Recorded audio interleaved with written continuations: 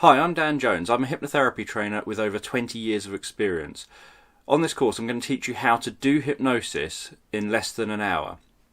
What you'll learn is 3 structured inductions and 3 client-centered inductions, including this one. Push down on my hand and look at the back of your hand and keep pushing harder and harder and harder. And look at me. Keep pushing harder and harder and harder. Keep pushing harder, harder, harder, and sleep. That's it. All the way down deeply, soundly asleep. That's it. And then 1, 2, 3. Open your eyes and come back to the room.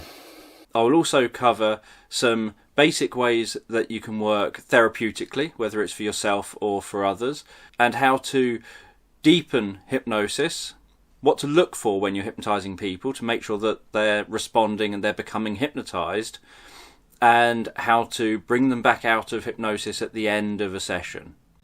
So I look forward to seeing you on the next lecture.